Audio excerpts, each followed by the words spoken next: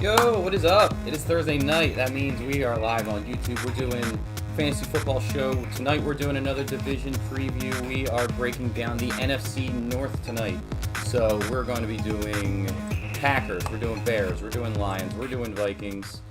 What's up, everybody who's here live, everybody who is watching this after the fact? Appreciate everybody. If you're not already, please click that subscribe button. Would appreciate that a lot. That helps out my channel a lot. So click like on this video as well. So hope everybody's having a good night. It's been super hot around here, and now we're getting poured on all of a sudden.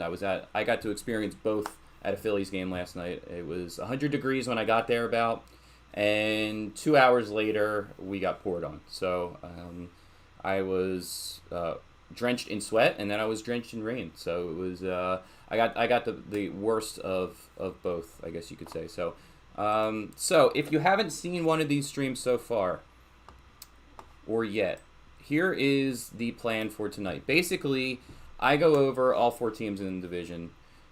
As you can see on the screen, I have some key additions and losses. Basically anything that's really changed with the team is what I'm going over tonight. And then for each of these teams, I've done early projections, sort of a baseline to get me started, and we'll go through each of these teams individually, talk about sort of, how I came to these projections, why I feel a certain way. We'll talk about upside with certain players that might be a little more safe than others, which, I've talked about this in the past, and I'll get into it a little bit more when we get to the projections. But NBA, what is up, man? Appreciate you stopping in as always. So just getting into my little spiel, explaining to everybody what's about to go on tonight. So again, we're so I'll get into safety and upside a little bit, but I like to look at that for players for fantasy, and I'll kind of explain why. But I also have some film to check out. So I've been doing sort of a key player for each team lately, just sort of the more interesting guys. Maybe not, like I'm not doing Aaron Rodgers film. I'm not doing Devontae Adams film. They're great. You don't need me to show you plays to tell you that they're great. But I like to, especially I've done a lot of the rookies from last year. I've done a lot of the film on them because they're still pretty new to the league. So while we might already have a good sense that Justin Jefferson is great, I am going to show you some of his film. I'm going to show you DeAndre Swift, and I'm going to show you Darnell Mooney for the Bears, who I didn't really, I kind of tried to figure out who was interesting on that team, and I just went with Mooney. And I really ended up liking what I saw in film from him a lot more than I expected. So I will show you some things there that I really liked with Darnell Mooney. And again, I'll get into all four of these teams. If you have any questions, let me know. And again, this is more big picture. I've now done 4 of these division previews. I've done the NFC and AFC East, and I've also done the South divisions. So I've done more than half of my projections for the league. I have a better sense now how I feel about players in relation to others, but if you're going to tell, we're not really going to talk about position rankings just yet. Once I'm done all of my division previews, all of my projections, that's when I'm really going to get into seeing, okay, if I'm picking running backs, which ones do I like more or less? Wide receivers, all the positions, and I'll be talking about that later. Basically, I'll have that ready to go as we get closer to drafts by the end of this month, and I'll be talking about that all through August. I'll be talking through preseason, all that kind of stuff, and I'll be getting you ready for your drafts. So Lions and Bears and Tigers, oh my, plus Packers, Vikings, yeah. So we're getting into it tonight. So this is a really interesting division. One of which, because you're gonna see, I have 5 team projections, and you'll see why in a bit. So I know there's 4 teams in the division, but things are happening. We don't really know fully what's going on with one of these teams, and I'm guessing you can guess which one. One of them might have the MVP on the team. One might not. So we'll see. So we'll start with the Bears, and again, if you do have any questions, I can try my best to answer certain players versus others, but again, we're talking big picture tonight. We're kind of getting a sense of how I feel about these teams, so that'll get us started really. And again, we'll get deeper into the rankings as I get farther into the summer. So Bears, let's get into it. So the big additions are the two quarterbacks, really on offense, and they're really the only notable additions on offense. You got Andy Dalton and you got Justin Jefferson. Of course, Justin Jefferson was drafted. Andy Dalton was a free agent signing. As far as key losses, you got the quarterback too, of course, Mitch Trubisky, which that wasn't really much of a surprise. He walks in free agency. He goes to Buffalo. You also bring in Cordarrelle Patterson. He has sort of functioned as wide receiver and running back you lose Cordarrelle Patterson. He went to Atlanta. So, if Tariq Cohen, and I can get into projections now, if Tariq Cohen comes back and is healthy, I think he kind of takes over that role again, where I think Cordarrelle stepped in where he had to because of Tariq Cohen being out. And David Montgomery also took over a lot more of the passing game work last year with Cohen's injury. So it's this one. I mean, how do you possibly in July? It is July now, July 1st. My mom's birthday. Happy birthday, Sue. So how do you possibly say how many games each of these guys are going to play? Out of the quarterbacks, out of Justin Fields and Andy Dalton. You don't. It's a guess. At this point, though, I'm doing my projections based on. I was a big fan of Justin Fields coming out. I thought him and for the Jets, Zach Wilson. I have a couple names every show where I'm like, why can I not think of that name? He and Zach Wilson, I thought they were neck and neck when it came to the draft. Justin Fields slipped, and really, I don't know that he's. I've heard a lot of talk that he's maybe not as pro ready.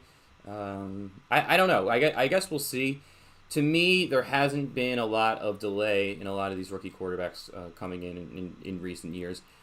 I don't expect Andy Dalton to do a whole lot. I don't think he was very good with Dallas last year. I don't know that Andy Dalton. I have a lot of confidence in him. So I projected him for four games and for Justin Fields to take over. I also just kind of wanted to get a sense of if Justin Fields does take over, where does that maybe leave me with the rest of the team? Where do I even feel about him for fantasy? So if Justin Fields doesn't win the job out of camp, and I think a lot of people don't expect that, I will get to NBA. I will get to your Damian Williams question in a second. If he doesn't win it, I expect him to get it sooner rather than later. But even if he doesn't win the job, I think the profile, the rushing profile from him from college, when I watched him, reminded me of a smaller Cam Newton. And we've seen what Cam Newton was able to do, over his career in fantasy. He, the rushing yards and the rushing touchdowns really made him super relevant. He was a quarterback one. He was the quarterback one year in his rookie year. Maybe, I think he was in the top 3 a couple other years as well. But I think Justin Fields could have a similar impact if he gets on the field.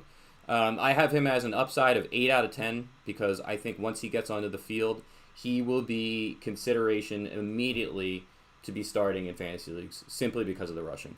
So in a 13-game projection, I have him, Justin Fields, for 3,100 yards, 17 touchdowns, 11 interceptions, but 450 yards and 4 touchdowns in just 13 games. If you project that over 17 games, that is, I believe, close to a 600 rushing yard and 5 touchdown pace. So to me, even if he doesn't win the job, if you're, depending on what your quarterback situation is, I'm trying to now think of where would I be in the position where I'm okay with taking him. I would say if you have a really good quarterback with a late bye week, where you can afford, you're not going to need somebody week 4, week 5, and you can afford to hang on to him because I don't think you're going to want to drop if he doesn't get that job. Say by week 4, week 5, you're not going to want to drop him. It's going to be hard to hang on to him, but unless you have that top waiver priority in your league, or you have all depending on what your waiver system is in your league, I think Justin Fields is going to have a Justin Herbert-like impact in his rookie year from a fantasy perspective. And I think even if he doesn't win the job, he is worth drafting, especially if you're in a deeper league. A 12-team league where if you find that a lot of people in your league are taking backups, you're not going to need him. You might not need him right away. Again, if you have, say, I don't have the bye weeks in front of me, but say you're drafting, I don't know, Tom Brady, and again, I don't have his bye week off the top of my head, but say it's week 9, I'm fine with drafting Justin Fields as my backup because, I think he's going to be playing by then, and I think when he gets on the field, he's going to be producing. And if he does, if your league does a lot of trades, then I think you might be able to trade either Justin Fields or Tom Brady, or you can hang on to them both if you really want to. But I don't know what's going to happen with Tom Brady. He never seems to fall off a cliff, but there is a chance. There is always the chance that a 45-year-old quarterback might suddenly not be as good as he was previous years. I've stopped betting on that happening. I'll believe it when I see it at this point. But point is, I think Justin Fields is going to be fantasy relevant sooner rather than later. Just to get to your Damian Williams question really quick, this is going to be a fluid situation with my rankings. There is a lot of room here to start getting Damian Williams some stats. I didn't give him anything quite yet because I don't think right now, if I'm drafting in early July, I don't think he's worth drafting at this point. I liked what he did with the Chiefs. He was one of the reasons that I wasn't so all over Edwards-Helaire last year because I thought Damian Williams still would have a role. He opted out in the COVID season. He is coming back now. We'll have to get a sense of what's going on here from the Bears in training camp, in preseason games, if they are going to give him the ball. With Tariq Cohen back, I don't know how much he will. I think this could hurt David Montgomery's production. And it's actually one of the reasons why, if you see, actually it's a little bit off the screen right now, the safety score that I have for David Montgomery is a 7. A 7 out of 10. For somebody who should, you see when I have 250 carries for him and 63 for the next closest guy, he seems like somebody that should be pretty safe. From a talent perspective, from a worried about Damian Williams perspective, I do not think David Montgomery is all that safe. I think he showed the upside. He showed you what he can do, especially in easier matchups. I have these stats written down. I might as well bring it up now. David Montgomery, I talked about this a little bit last week with Jonathan Taylor. It maybe wasn't as memorable with Taylor, whereas he produced a lot towards the end of the season, and a lot of it was in very, very good matchups against bad rushing defenses. What David Montgomery did last year, I feel like it was more publicized. I think it was more talked about. It was a lot of people. I'm not surprised. You're probably, if you're even above, what would be above, not a moderate fantasy football player, if you had David Montgomery, you had to have read about, yes, you have to start him this week, and you have to start him the next week and the following week because these matchups are just things you got to feast on. And he did. From weeks 13 to 16, he faced Detroit Lions, where he had 72 rushing yards and 2 touchdowns. He faced Houston, where he had 113 rushing yards and a touchdown.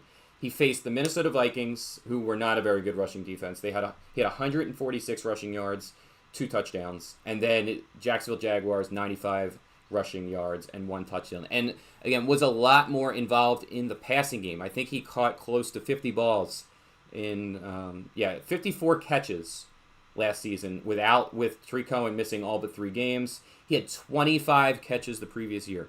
So I put him in a 16-game pace, and it's a 17-game season. Some guys I'll project for injuries if they've missed time over years, so I will try to work in injury risk here and there. But I have David Montgomery projected for 35 catches, and that could even go lower if I start to see that Damian Williams could get work, depending on how much Tariq Cohen's being used. So point is, David Montgomery is not somebody that I'm all that excited to draft. I think he's probably going to be a low-end running back 2 in a lot of leagues. I think maybe, again, he could do well enough for you if you're going at other positions early. Ideally, you're getting 2 running backs early, though, and you are waiting, and you are not, around this time when people are drafting David Montgomery, you're loading up on other positions. You're taking a bunch of these wide receiver 2s. You're taking, maybe, if you want to take one of the earlier quarterbacks or one of the earlier tight ends. You're not taking David Montgomery, I would hope, in a lot of leagues. So NBA Reg is saying Justin should start as soon as he is ready for the playbook. Dalton is okay, but cannot win games. Justin was a huge steal for the Bears in the draft. They knocked it out of the park. I am 100% with you. I am hoping he starts sooner rather than later. I expect him to. That is why I have that projection for those games.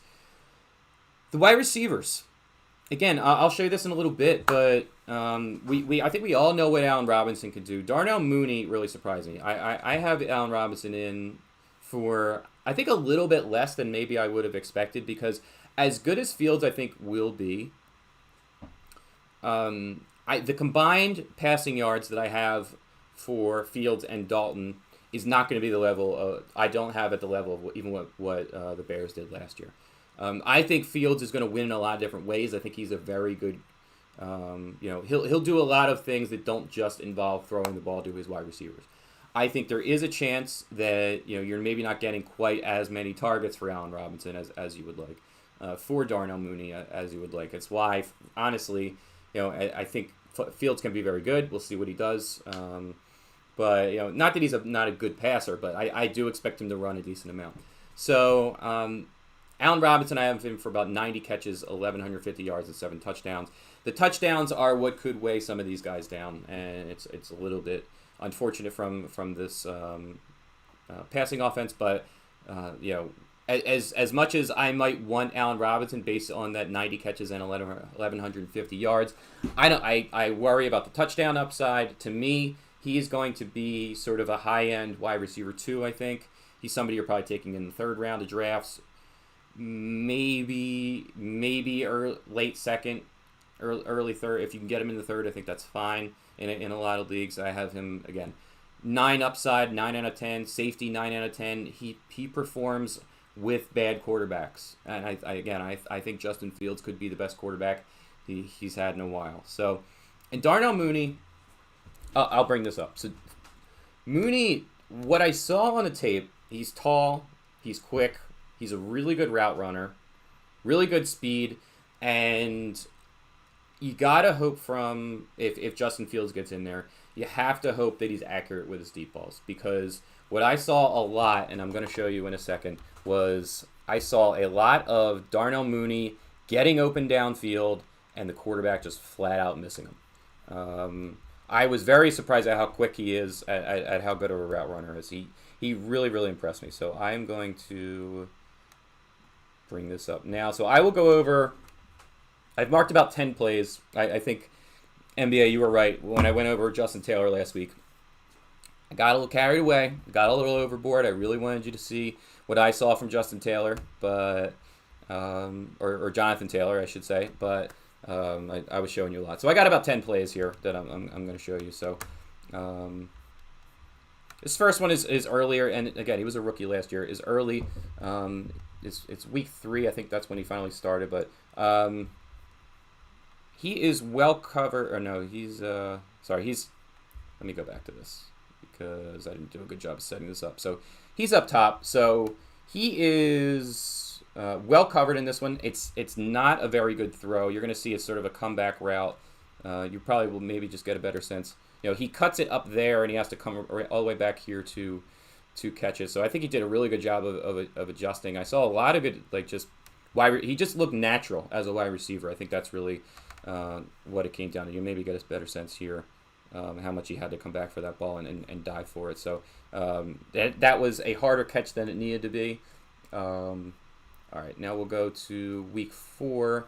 This was another really good catch, and I think this is going to be a better throw as well. So we're going to look at 4:19 to go in week 4. It must have been 14:19. So we'll go with this one. So this looks like a much better play. So the deep route, you can usually tell where he is. I think that, and I shouldn't say that now because I think he is. No, he was up there. So, all right. So, lined up here. Much better throw. Gets open on this deep route, but he's not super open. But the job of jumping for this ball, coming down with it in traffic, I think was really, really good. And that's a Nick Foles deep ball. I saw actually people, Daniel Jones fans like to talk about the deep ball stats. Nick Foles was up there last year in deep balls, and I think he got bailed out a lot by his wide receivers. So 6:21 to go in this same game. This one was on the quarterback again. This is the type. This was such a good route, and the ball, it just floats and is late. It's on the QB, so and it goes out of bounds.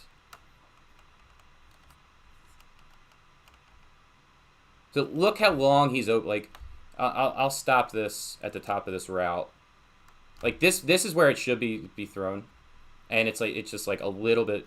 It's just then coming out of his hand, and you see he barely has a chance to catch that. By the time he gets to it, it's out of bounds. You need more accurate throws than that. The timing was just way off, and I blame the quarterback on that one.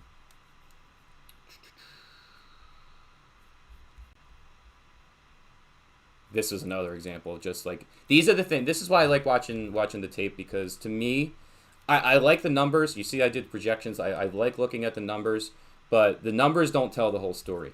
If some of these balls are even close to him, Darnell Mooney is being looked at as a really solid pick this year, because he would have put up way better numbers. This is going to be another deep route.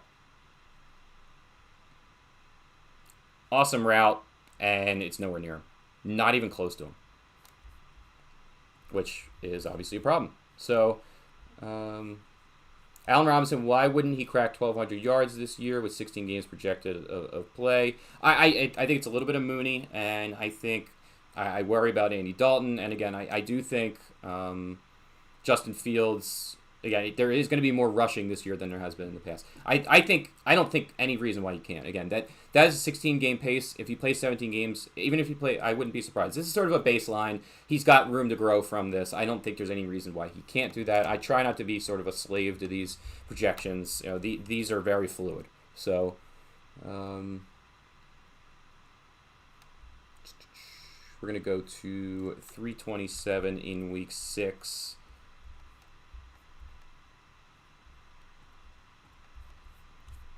I think this one was more of a route running that I liked from him.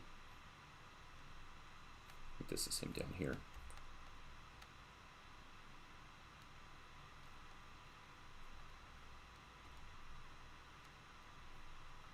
You got the cornerback backpedaling, just really quick out. Good timing too. And we're going to look at another example, just bad pass, but really, really good job by Mooney to get open here. And actually, this move just is, I think was really impressive. I think this is the one I actually was thinking of the last one was going to be, but that last one was pretty good too. So this one's going to be, I believe, at the top of the screen. Like that double move. Watch this. The stop and go. Watch the corner. Just completely by this. Goes by him, but the ball, you can't really see it, lands out of bounds. Like nowhere near him. That could be like a 90-yard touchdown if that's accurate. So, same game, 241.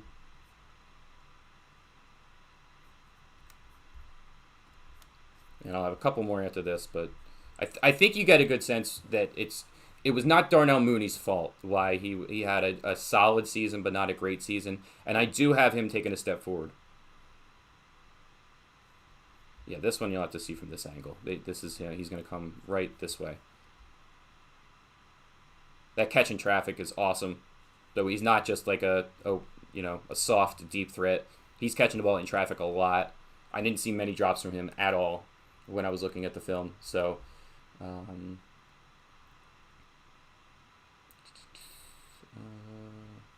14-16 of week 13. This one's going to show off his speed a little more.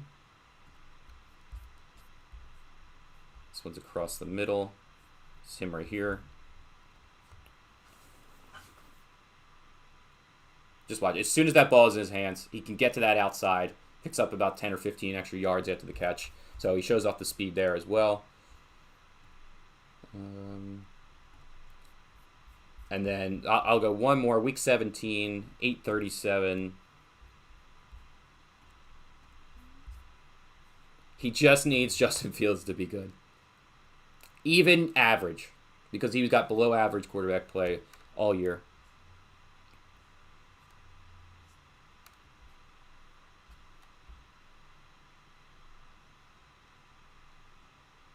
Look at that ball. Underthrown. Again, this is not a good throw. He has to stop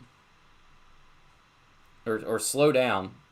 Basically runs into the corner and adjusts for this ball midair and comes down with it. Like, that is not an easy catch whatsoever.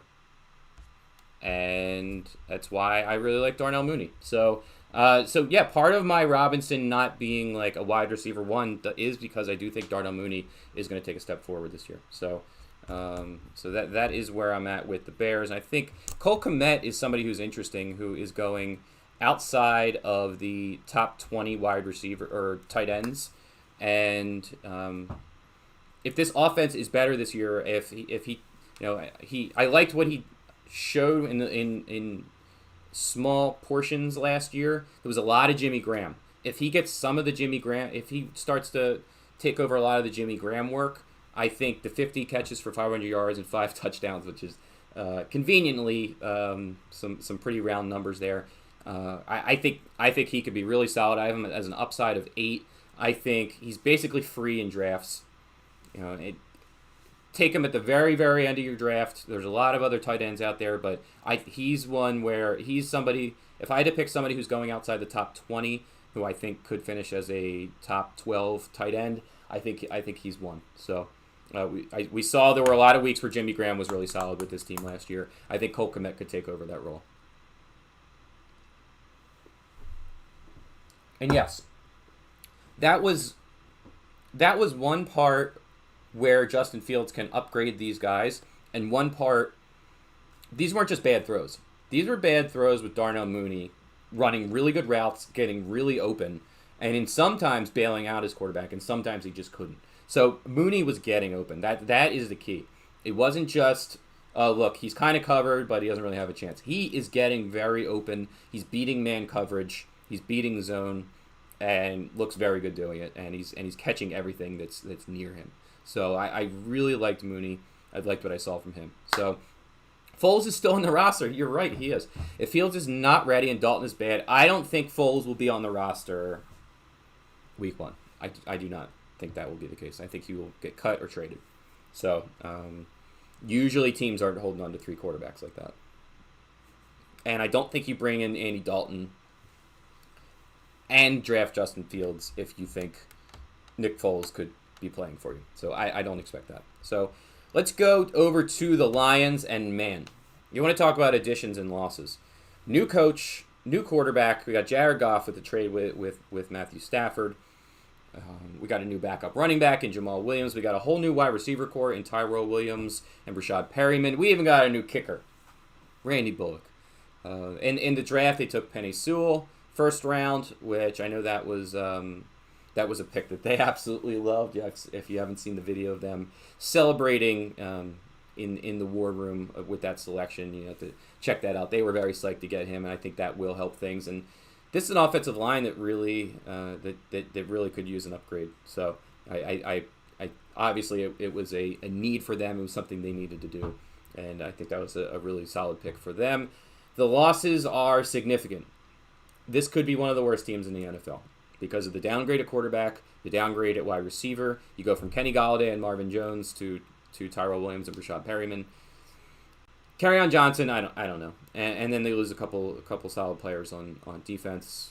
They really don't bring in anybody on defense except for Rike, the defensive tackle. So I don't know what the Lions are doing. I think this defense could be bad, and I think the reason you might be drafting Jared Goff is because they might be playing from behind a lot.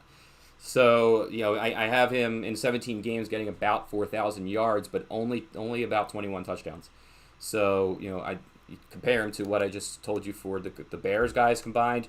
The Bears guys, even though I didn't think they were going to throw a lot, I still have them with better numbers really than Jared Goff combined over the course of 17 games. So, and it's obviously partly the weapons too. I mean, Tyrell Williams I think is fine. I think there's been He's dealt with some injuries in over the years. Rashad Perryman has as well. These are guys that I'm not really recommend taking until really the very end of the draft. I didn't do the upside and safety on them. Upside for Rashad Perryman, geez, 6, safety 3, not safe at all. Not even really all that much upside. If I'm taking flyer wide receivers, I want them on good teams. You might, in a PPR league where you get a point per catch, you might rack up some points for the little dinks and dunks here and there. But when I think you have limited touchdown upside, you see what I have for these guys in terms of touchdown projections: 3 for Perryman and 4 for Tyrell Williams. And it's not just the bigger problem too is these guys are both deep threats.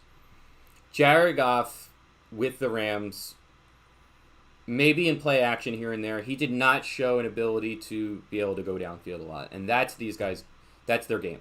So I think they're going to need a ton of targets to have good seasons, because they are these downfield threats with a quarterback that isn't going to throw downfield that much or isn't going to throw it all that accurately, and I don't think it's going to happen. So if I had to pick between the two, I'm giving Tyrell Williams maybe a 7 and a safety of maybe, I guess because he's really the only wide receiver I trust there, I'll go as high as 5, but I don't know that he's all that safe either. So I think Tyrell Williams is really the only one that's worth drafting, and I think he's probably going to be somebody that is close to, if not completely outside of my top 50 of wide receivers. Where I am liking things with this receiving game is TJ Hockenson. Hockenson was somebody I was really high on last year as sort of a guy that was going outside the top 10 that I thought could finish top 10. He had a really solid season. So here's where I look at with Hockenson. And I think he fits closer to the profile of the types of guys that Goff was targeting with the Rams, which was Cooper Kupp and Robert Woods. Both of those guys had about 22%. Both, not total. Each had about 22% or over 22% of Jared Goff's targets last year. So I think TJ Hockenson, based on his game and based on not having no confidence in the wide receivers that are above him, I think Hockenson can easily hit that number in terms of targets. And then so if we're looking at how many attempts I have for Jared Goff, I think Hockenson can easily get about 130 targets in this offense. I haven't projected for, in a 17-game pace, I haven't projected for over 80 catches and almost 900 yards and 5 touchdowns. Hockenson, I think consensus for a lot of people right now is top 3 tight ends are Kelsey, Kittle, and Darren Waller. And I have not done my division preview. As it's worked out, another one that's in that range is Mark Andrews. And I have not done however it's worked out, for some reason I have not gotten to the great tight ends yet. I think I'm going to be, without having done those projections yet, I have a feeling that I will have those 3 guys as my top 3. My number 4 in all likelihood will be TJ Hockenson. So I think he is upside of 9 and safety of 9. I think he could easily be a top 5 tight end this year. I think the safety is there as well. I would be shocked if he's not a top 10 tight end, based on what is in this offense, based on the type of quarterback he has throwing to him, based on the talent. I thought there was a lot of upside with TJ Hockenson. He had some drops I saw in the end zone a couple times where his tight end or his touchdown numbers could have been even higher, but I think TJ Hockenson is a slam dunk. I think Mark Andrews is maybe the one that is going above him. I think Mark Andrews and Kyle Pitts in a lot of places are tight end 4 as well. So I know I'm going to have Hockenson over Kyle Pitts. I wouldn't be surprised if Kyle Pitts is better. I think I'm going to have Hockenson higher. And because of the additions that the Ravens made to their offense with drafting Rashad Bateman, with adding Sammy Watkins, we'll see how healthy he is, but I think I will have Hockenson over Mark Andrews as well. I think Hockenson is going to have an awesome year. So I am high on TJ Hockenson, low on the wide receivers and quarterback. And DeAndre Swift. So I'm going to show you some DeAndre Swift film now. So I have upside 8 for him and safety of 8. This is a tough one because I talk about touchdowns, and I think Jamal Williams behind him. We'll see what impact that has. I think Jamal Williams is actually a pretty solid player, but it happens. We saw it with James Robinson with the Jags. You can get good running back performances on bad teams. My worry is when they're down, there's really not going to be a lot, and I expect them to be down a lot. There's not going to be a lot in terms of touchdowns, in terms of carries. So I worry about him from a rushing perspective. I think 200 carries. We'll see what happens there. I think Jamal Williams, again, I have him for 108. I think he's going to be involved a decent amount. I'll show you what I saw as a runner in a second from DeAndre Swift. But in a 16-game pace, again, because of his receiving skills and because I expect him to be down a lot, I think if he plays 17 games, DeAndre Swift tops 70 catches and 450 and close to 500 yards receiving, and adds another 3 touchdowns receiving. I think as a receiver, he's awesome. He's really, really good. As I was watching him run, he reminded me of Miles Sanders. Just maybe not quite the top end speed, but maybe running style reminded me of Miles Sanders. But as a receiver, he's a much more natural receiver. Miles Sanders in year 1 actually did look pretty solid, but took a big step back last year. So DeAndre Swift is I think better than year 1 Miles Sanders in terms of receiving. Miles Sanders was very good as a receiver in year 1. I think Swift is better. So I will now show you what I'm talking about with that. So we will go over to the film. I need a transition, film room time kind of drop kind of thing in here. We'll see. We'll see if that ever happens. Probably won't. So weeks 9 through 10 and 14 through 17 is really when Swift started to take over in this backfield. Early on, he had some fumbles. He wasn't getting a ton of carries. There were some other guys on the team getting carries. Swift really in the second half of the season took over. So this is the film I looked at. He was over 4 yards per carry in all but one of those games. He had at least 3 catches in all of those games. Again, he's not the strongest runner, which you'll see. He's not going to run too many people over. It'll happen every now and then, but that's not really his game. He's sort of more of a shifty and elusive back. He's really good in open space. Again, pass catching is awesome. So I will go to week 9. Let's actually just skip to week 10. So, and of course I loaded these earlier, and now they're not loaded, so you'll have to bear with me. So we're up to week 10. We'll look at 827. This is just going to be a good example of his speed, his ability to get to the outside. And he likes to kick it outside a lot. He will run inside some, but if the space is there to the outside, he gets it. But you see that space to get to the outside. Barely touched there. Next, we will look at 756. This, so you see the highlight. Every time somebody does this, it's a highlight. You leap over the guy. He's coming for the tackle. He's coming in low. Tight ends like to do it a lot. He's coming for the tackle, and you just jump over him. First of all, he's just explosive up the middle, and that makes the highlight reel every single time. I'll tell you, I saw him do it about 4 times. It only worked twice. One time, the guy didn't buy it at all, and he got drilled when he was midair.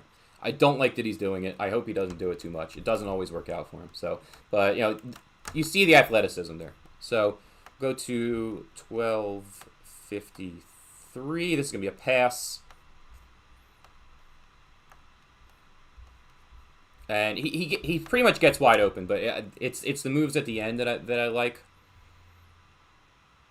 You see him coming out of the backfield. And I think you got to see it from the other end where he's making these couple guys miss. You don't fully get the sense of how shifty he is here. I mean, the quick to the side and then doesn't slow him down at all. He's immediately upfield. He's super quick.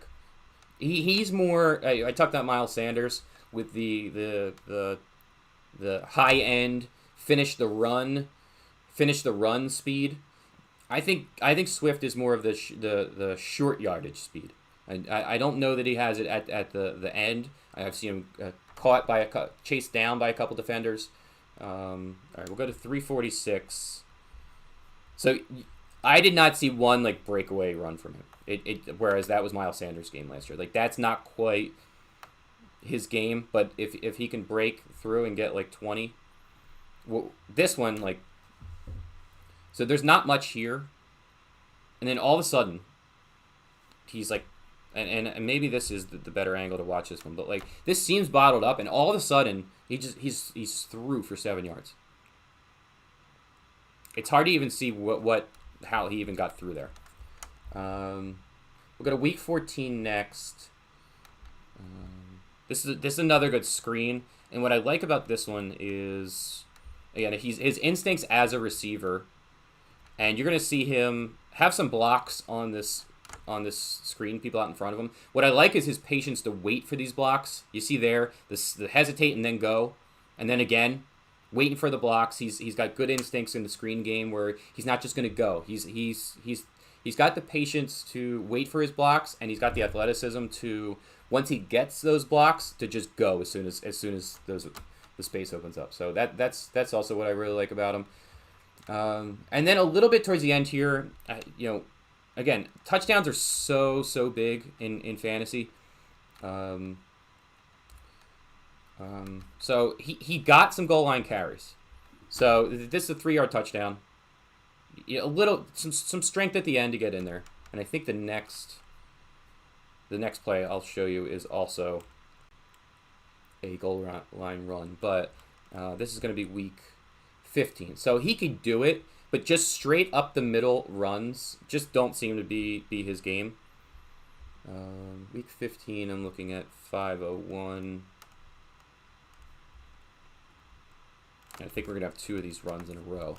And this is just an example of where I don't think this is sort of his game. It's from the 6, but the hesitation, and then like, so, and I'll slow it down, but he kind of runs, he doesn't even run into a defender. He runs into his lineman on the left here, but it's enough to like spin him around and slow him down to the point that like it just stops all momentum he has and he doesn't get in. So I don't think he's the best goal line runner. I think there is a chance that Jamal Williams ends up getting that role. We'll see what happens. I worry about that a little bit. The next one, you absolutely can't have this. This, I think, is the next play. They try to get him in here again. And he jumps. He leaves his feet again. Like I said, it worked for him sometimes, but that time he leaves his field and it's a fumble. You can't have that. If he's doing that with this new coaching staff, that's when you're going to see Jamal Williams in there on those goal line runs and not DeAndre Swift. So one more I'll show you. These were examples of other. Let's see. This is what you need to, if you're going to use them at the goal line, this is what you need to do basically. This is more of an outside run. He waits for the hole to open up. He does have some good patience. And then we'll show you one more, and I think you've gotten a good sense of what he is at this point. And that's what I want to do with this film. If you haven't seen, you probably weren't watching many Lions games last year, unless you're a Lions fan. So if you're going to be taking a guy pretty high in your draft, I want you to see what he looks like playing the game. So that's a really nice cut. That's the kind of stuff that they're doing around the goal line. That's what you need to do with DeAndre Swift, not the 2-3 yard up the middle runs. So that was DeAndre Swift. I think he's going to be obviously more valuable in a PPR league. But I think for me, he's probably going to be a mid-level to low-level running back 2, like outside my top 15. We'll see again. We'll see where we are with some of these other guys. Let me actually bring that up where some of these guys are going. I had that up earlier, but I can pull that up now. So that was DeAndre Swift. So will Swift or Jamal have more receptions? Easily Swift. I think he's going to be up there a lot. He's going to be out there a lot more, and I think that's his game. Jamal Williams can catch the ball too, but I think easily Swift more catches. Teams will stack the box for Swift, hence his upset is his upside, I think you meant, is capped by lack of wide receivers. Yes, I absolutely agree. I think he is going to be solid from week to week in PPR leagues because of the receiving ability. So this is a standard league. He's going at about running back 21. He's going after Miles Sanders. I think I would rather have him than Miles Sanders. He's going after David Montgomery, who we just talked about. I think I would rather have him than David Montgomery.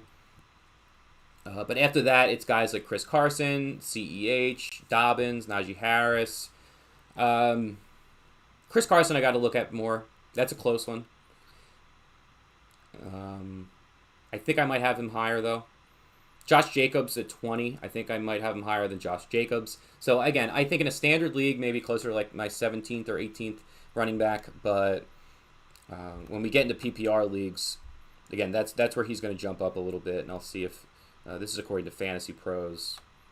He is, in PPR, he's 16th. So he jumps up 5 spots there. I think that's about right. So, yeah, he's ahead of Carson, ahead of Dobbins, ahead of Miles Sanders, David Montgomery. I agree with all of those. CEH, Najee Harris. We'll see. Harris could be an every down back, and he can catch the ball. So I worry a little bit with that offensive line and his ability to pass block. But anyway, that is the Detroit Lions, and I'm about halfway through. So again, I'll reset here. Appreciate you stopping in. If you have any other questions for me, let me know. I can answer NFC North questions or otherwise. I will do my best. If you're not already subscribed, please do so. And if you are on Instagram, finally this week, I've been talking about it for a while, I've been starting to use my Instagram. If you're on it, you're going to find a lot of shorter videos from me during the week, reaction type stuff. You're going to find rankings so if you can't make these bigger shows, you're going to have quick hitting stuff from me on the Instagram. That's at Mr. Zach T Sports. Search me up there. So that's where you'll find me on Instagram. So if you're on there, that is going to be a good spot to just see a lot of different smaller things from me during the week. I will still have these bigger shows, but I want to, if you can't make the bigger ones, if you just want really quick hitting stuff, if you don't have an hour and a half to sit around and watch me babble on about football, I want you to at least have maybe 3 minutes to watch me babble on about football on my Instagram. So that's, you need to drop at 9 p.m. No problem, man. I will, I think the Minnesota Vikings are going to be very, very quick. They are frankly, kind of a boring team. They're the same team as they were last year, and I don't expect much different. And no needs to apologize at all. So we will jump over to the Green Bay Packers. Let's check out their changes. The only significant addition, and I put this on half as a joke, was Blake Bortles at quarterback. He may be the backup. He may start some games. We'll see what happens. And then the rest of the guys that are additions were draft picks. Eric Stokes was their first-round pick. They did add Amari Rodgers, who I think could be interesting. He's a definite watch list guy with Aaron Rodgers at quarterback. I think he can take over the Allen Lazard role, short yardage stuff. And we saw Robert Tonyan last year have 12 touchdowns. The touchdowns are there to be had for this Green Bay offense. There is a chance that Amari Rodgers, in his rookie year, gets some time, but he's not somebody I'm drafting. He is a watch list guy who, if Lazard goes down again, if he has one good game, I'm jumping on him. I'm jumping on him right away. So the losses, I mentioned Jamal Williams, Corey Linsley, and another loss is the right tackle, David Bakhtiari, who is recovering from an injury and is going to miss probably the first half of the season. I didn't put that here, but that is a loss for the fantasy season for the majority of it. So that is a problem, and that is why I think that this offense will take a little bit of a step backwards this year. Also because Aaron Rodgers, somehow the numbers he put up last year were better than he's ever had. It was pretty much his best season ever. The year that on Fantasy the Show, which if you're not already there, fantasytheshow.com, fantasy football, daily fantasy through Madden simulations, free to play. You win money. Follow them on Twitch at Fantasy the Show. It's fantasytheshow.com. So Jared liked to call it and I think we kind of combined this. I don't remember who really claimed this, but it was the Aaron Rodgers FU tour, and part of it was to me because I was finally, after being an Aaron Rodgers fan, I was down on Aaron Rodgers. I let him go in a keeper league. it's like he knew. It was the Aaron Rodgers FU tour all season long, and yeah, he was your MVP. So I have him doing a little worse than last year over the course of 17 games. But he's Aaron Rodgers. He's going to be awesome. At this point, out of quarterbacks, he's a top 5 option. I don't know that he's like a top 2 or 3 option for me. We will see. I haven't done everybody yet. I think I am going to have Mahomes higher. If I'm looking at some of the other guys that are probably going to be higher, we'll see where I have Lamar Jackson, Russell Wilson, Kyler Murray. A lot of those quarterbacks, again, the same as tight end. Haven't gotten to a lot of those guys yet. So I'm trying to think, is there anybody who I've already ranked who I have higher? Let me compare them to Dak's numbers. I think it's going to be close with Dak Prescott. I don't think I will have him over Jalen Hurts.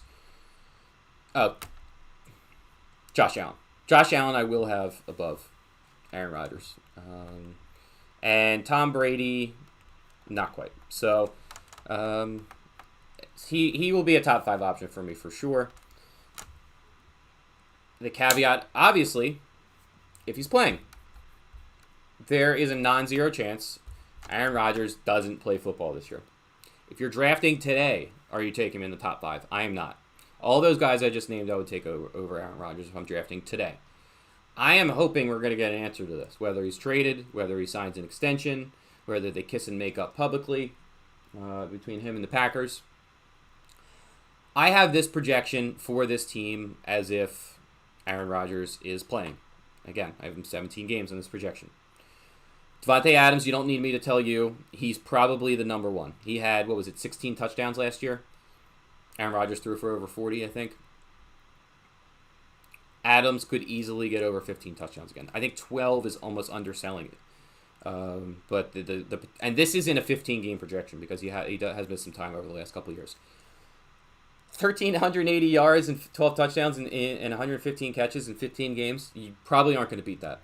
But again, if you're drafting today, I don't know that I take him number 1.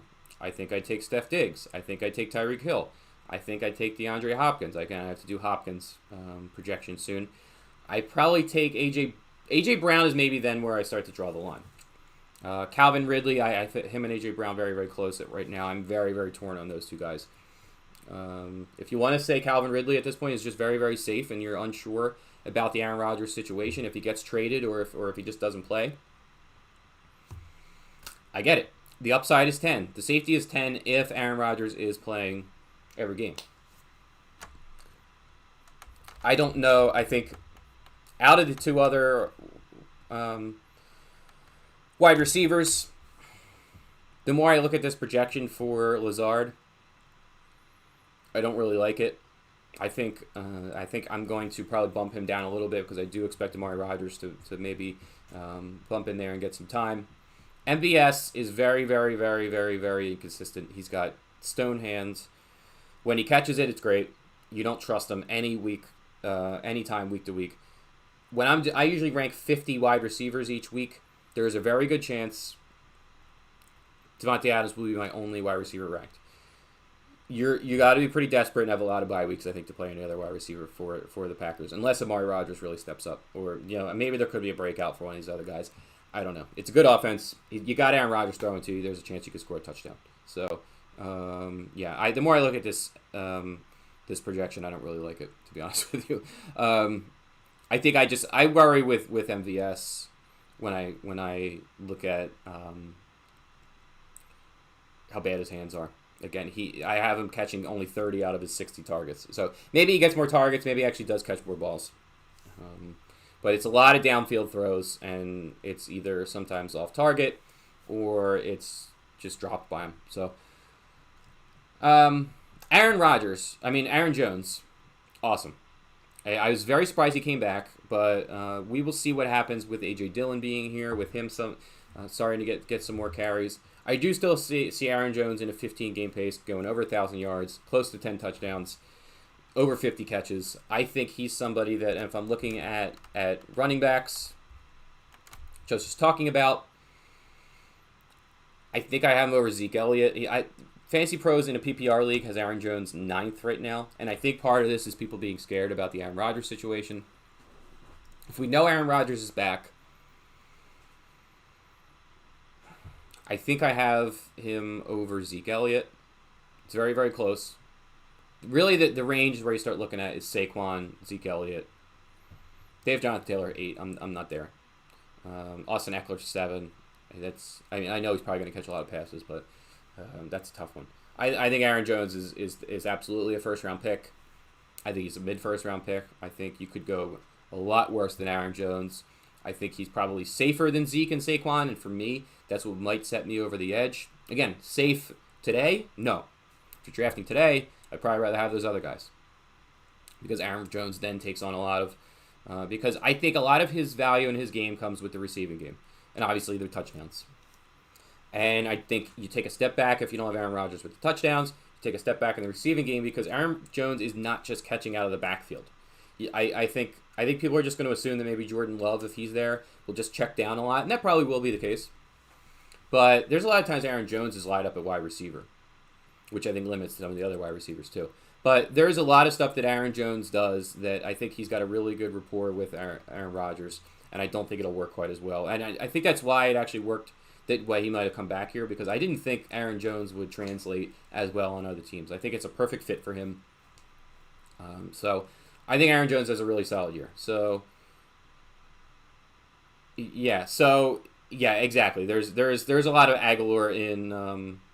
Well, you said Lazard. I think there's a lot of Aguilar in MVS with the drops. So it's interesting. So maybe there's a combination of Aguilar in both of those guys. Robert Tonyan had 12 touchdowns last year. It's not going to happen again. It just won't. I don't have him getting much worse in terms of the catches and the yards he had last year. But you don't have that many touchdowns. It just doesn't happen. I know it's Aaron Rodgers.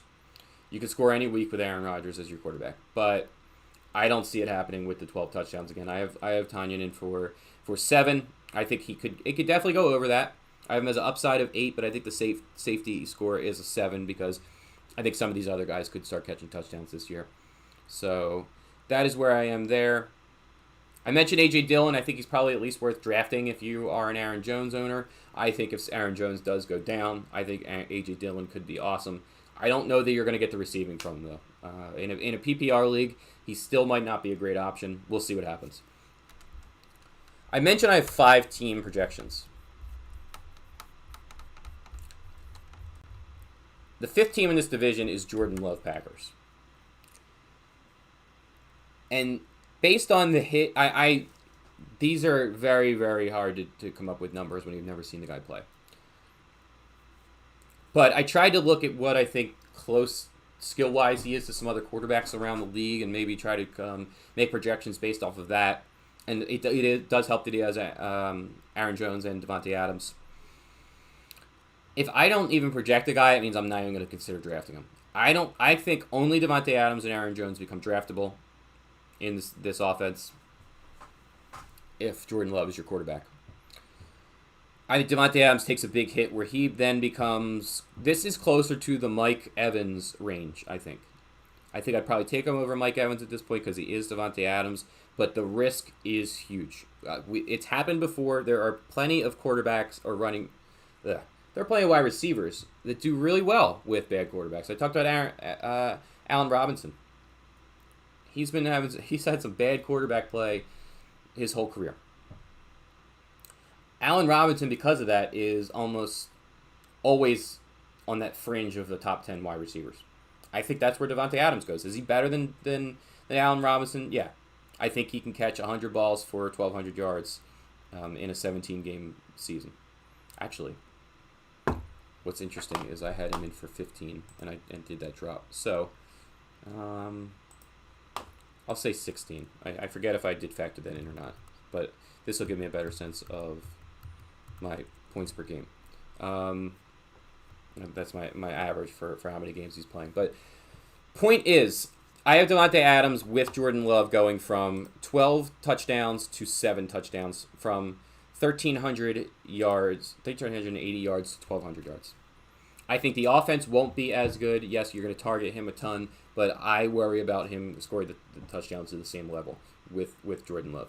Same thing with Aaron Jones. I have him in going from about 1,050 yards to still 950 because I think they will still run a decent amount.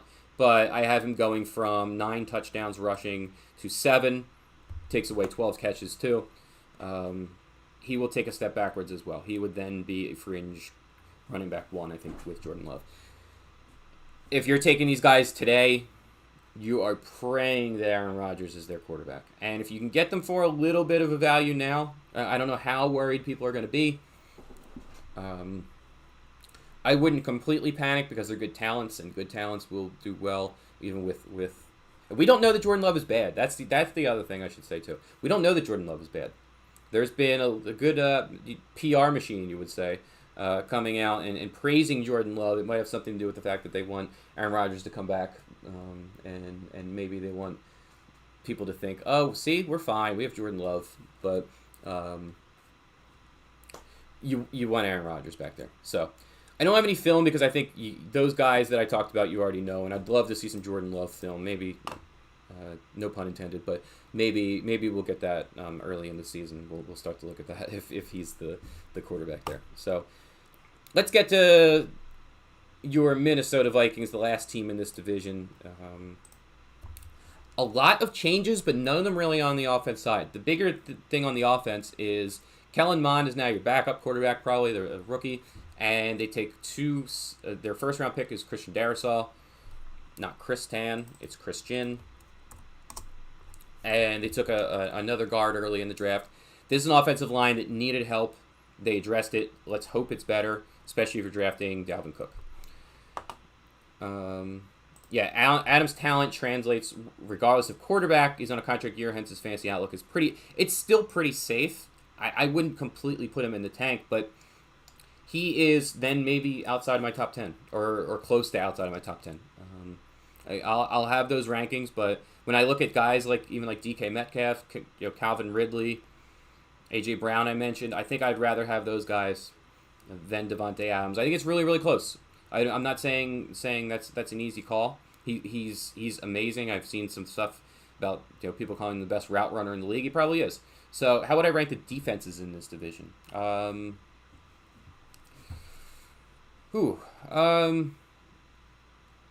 Vikings, I think, are going to be solid. I think the Vikings are going to be really solid, but Green Bay also got there based on their defense as well. The Bears obviously have a really solid defense. That's a really tough one. I got to think about that. I know the Lions are last. The Lions are going to be really, really bad. So, but as you can see, skill-wise, other than the loss of Kyle Rudolph, really nothing notable on the offensive side. So, really, this is something I didn't bring up. I would take Justin Jefferson over Devontae Adams without Aaron Rodgers. Justin Jefferson was freaking incredible last year. I have him doing even better this year. I think. Let me. Did I write down those stats? Yeah. First 8 games of the season last year for Justin Jefferson. 1 game with double-digit targets. In his last 8 games, he had 6. It was clear that Kirk Cousins didn't mind just chucking the ball up to him, and really they got to the point where they couldn't deny that, yes, he's your clear number 1. Adam Thielen still got a ton of red zone targets. Justin Jefferson was your guy. I don't see why he can't get more targets this year than he did last year. If that happens, I have him for close to 110 catches, close to 1,600 yards, and 8 touchdowns. He's not better than... I don't have him better than Steph Diggs. Again, I've only done 5 divisions. I still got to look at Tyreek Hill, which I'll probably have him over him. I'm going to have him over Calvin Ridley. I'm going to have him over A.J. Brown. I think Justin Jefferson can do even better than he did last year. I think he's a slam dunk. I think if you took him in the first round, if you can get him in the second round, because he is... I shouldn't even say if you took him in the first round, because you don't have to. Right now, Justin Jefferson in PPR leagues is the number 6 on Fantasy Pros. He is the number 6 wide receiver. He's going just after DeAndre Hopkins and Calvin Ridley. He's going before DK Metcalf and A.J. Brown and Michael Thomas.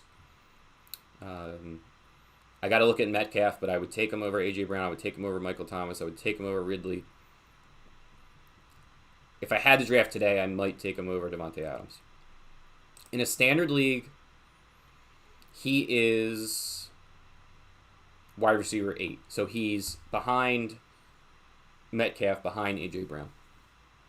I think Justin Jefferson is going to be in my top 5.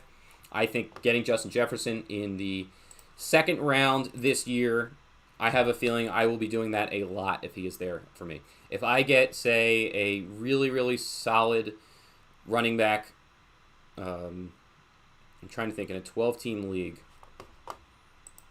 if you say in a standard league, we say Hill, Adams, Diggs, and Ridley all go before him, and probably Hopkins. So that's 5 guys. And then we're probably looking at, say, 6, 7, 8. I would say because the way running backs go, about 9 running backs. From Aaron Jones, Zeke Elliott, Chubb, Taylor, Kamara, Barkley, Hunt, Henry, Cook, McCaffrey. So then you're probably looking at Kelsey above him too. And maybe even Darren Waller or Kittle. I don't know where those guys are going to go quite yet. Point is, towards the end of the first round, if you can get, say, a starting team in a standard league of Nick Chubb and Justin Jefferson, I love it. Aaron Jones and Justin Jefferson, I absolutely love it. Jonathan Taylor, I'm not as high on, but I think that's a possibility that you could be looking at that. In a PPR league, if it's, say, Austin Eckler and Justin Jefferson, absolutely love it. I'm all over Justin Jefferson this year. I think Thielen is still going to have a really solid year. Again, he led the league in red zone targets last year. I believe he had 14 touchdowns. I gave him 10 this year. I gave him 4 less than last year, and he still has 10. So I think Adam Thielen is going to be maybe in my 18 to 20 range out of wide receivers because of the touchdowns. They seem to always look for him around there, but I think they will also be looking for Justin Jefferson. And Dalvin Cook, I don't know if this is bold. Standard league, I'm taking Dalvin Cook number 1. Over Christian McCaffrey, I'm taking Dalvin Cook. Dalvin Cook was incredible last year. Again, they made the upgrades of the offensive line. I'm hoping that helps. Dalvin Cook is my number 1 standard league player. Put it on the board. PPR, I'm taking Christian McCaffrey. Dalvin Cook's going to give you a good amount of catches, but not quite the McCaffrey level. So, and Kirk Cousins is the type of quarterback, again, safety of 9, upside of 7. Kirk Cousins is the type of quarterback that you're taking if you have a really... I think Jalen Hurts. I think Jalen Hurts is the perfect type of quarterback that you're taking. If you draft Jalen Hurts, he's iffy, right? Like he's maybe safe week to week because of the rushing, but we don't know. We don't know. It could completely fall apart. You take Kirk Cousins. If everything goes to crap with Jalen Hurts, at least you still have Kirk Cousins. Kirk Cousins on Fantasy Pros right now is the number 16 quarterback. I think it's fine. Jalen Hurts is 9. I think if you're taking a late round quarterback like Tom Brady, Tannehill, Stafford, Burrow, you're gonna be taking 2. I like if I take 1 towards the top, I'm not taking another one the whole draft. I'll pick somebody up when it's their bye week. I'm not gonna waste my bench spot on a quarterback I'll never play, maybe once. But Joe Burrow is another one. Joe Burrow is a risky pick. If you take Joe Burrow, high upside, risky pick. Justin's my wide receiver 2 behind Diggs. Not ahead of... I haven't done Tyreek Hill yet. So as of right now, out of the people that I have projected, Justin Jefferson is my number 2. But I'll get to there. But I mentioned some other guys I have him over. I probably will not have him above Tyreek Hill. I highly doubt it. So Ryan Tannehill's going 11th. That's the kind of guy I don't pair with Kirk Cousins. This is when it comes into like team building. Ryan Tannehill is another really safe guy, going to be like a solid borderline quarterback 1. That's to a lesser extent what Kirk Cousins is.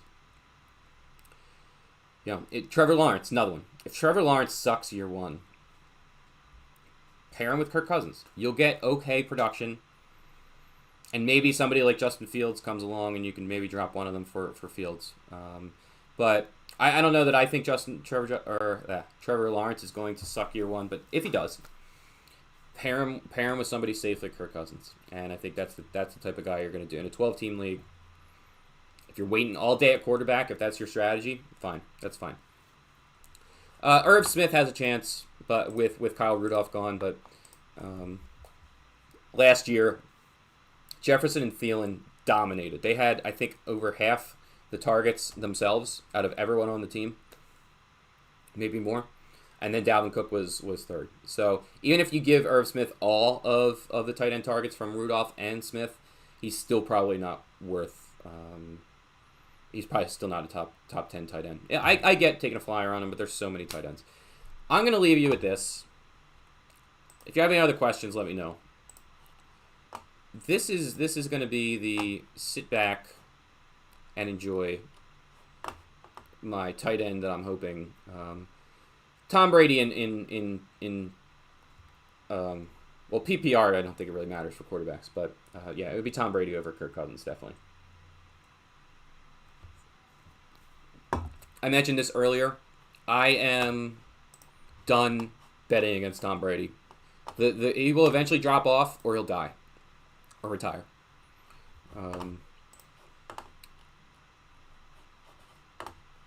I'm done. I'm done betting against that this is ever going to happen. That he's ever going to have a drop off season. So I would expect Brady, who was down the stretch, especially doing really well, doing better than he started the season. So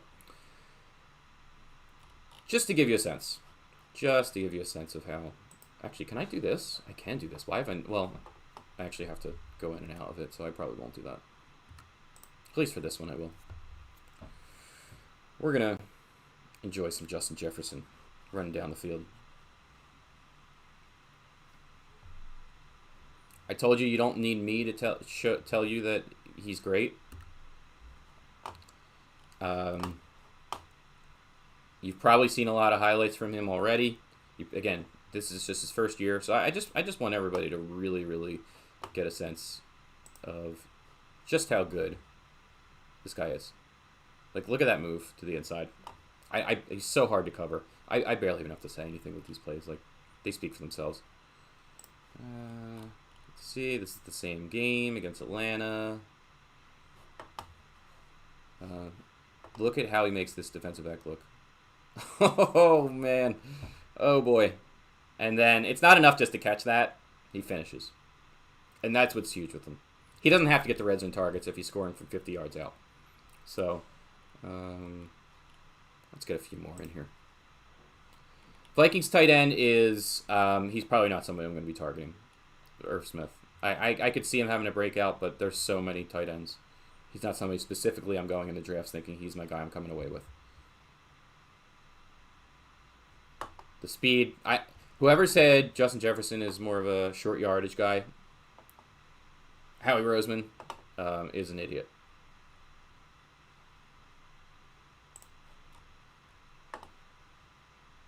Here he goes. Double move. Look at. I got to show you this one again. Watch the top of the route. I don't even know if you can see it from this angle. Watch the top of the route. Yeah. That little fake to come this way, and then he goes that way. I just want to watch it one more time. Here. It's subtle, but it's what he does, the subtle things to create the space. So even if he isn't the fastest guy in the league, he's getting open with his route running skills. Let's see. 2 more. 3 more. And then I'm done. I told you I'd get you in under 9. Oh, no, I'm sorry. Down here. Sorry. Let's go to that again. There's a pass interference on this play. It didn't matter.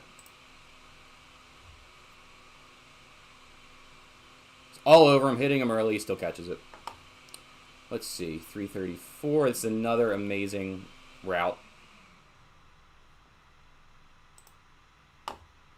He is down here. Like, come on. I know it's Jacksonville, but Jesus. And 1251. Right here.